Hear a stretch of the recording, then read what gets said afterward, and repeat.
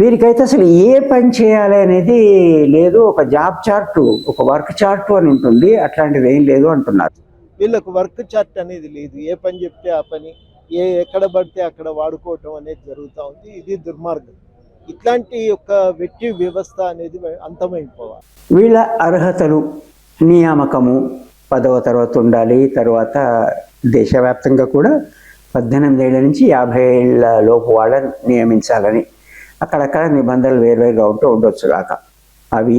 తర్వాత దేహ దారుఢ్యానికి సంబంధించిన పరీక్షలు, రాత పరీక్షలు, ఇతరత పరీక్షలు ఒక్కో రాష్ట్రంలో ఒక్కో రకంగా.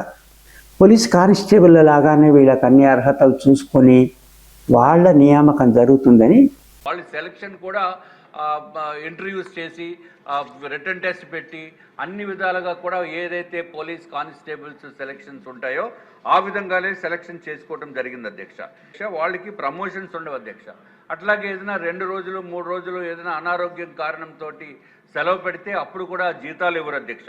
పెన్షన్ ఉండదు అధ్యక్ష. హెల్త్ స్కీమ్ లేదు అధ్యక్ష. యూనిఫారం అలవెన్స్ కూడా ఉండదు అధ్యక్ష. ప్రావిడెంట్ ఫండ్ కూడా ఉండదు అధ్యక్ష. వాళ్ళకి ఏదైనా ఎక్కడ పని చేయాలన్నా 24 అవర్స్ డ్యూటీలో వాళ్ళు అందుబాటులో ఉంటూ, వర్షం వస్తే తడిసిపోతూ, ఎండ వస్తే ఎండిపోతూ, అయినా కూడా వాళ్ళకు అన్యాయం జరుగుతుంది. వాళ్లకు ఏ రకమైన సాంఘిక భద్రత లేని పరిస్థితి.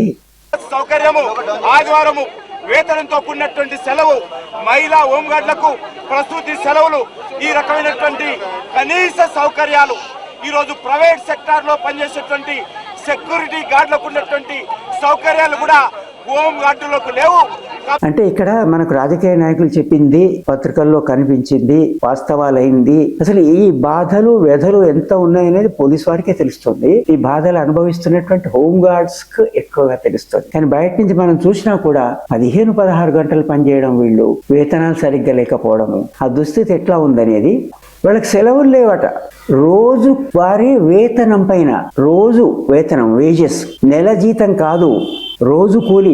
ఆ మాట అనడం మంచిది కదా, కానీ వాళ్ళకి ఇస్తుంది రోజువారీ వేతనం. ఆ రోజువారీ వేతనం ఇవ్వడము, ఏ రోజైనా పనికి హాజరు కాకుంటే ఆ రోజు వేతనం రాదు. అంటే నిత్య కూలి పైన పనిచేస్తున్నటువంటి వ్యవహారం. పనులు మాత్రం చూస్తే ఇతర పోలీసుల్లాగానే వాళ్లకు అన్ని పనులు ఉంటాయి. కొంత ఎక్కువగా ఉన్న వైనం కూడా, ఎందుకంటే కింది స్థాయిలో ఉన్నారు, అందరు చెప్పిన అన్ని పనులు వినాలి.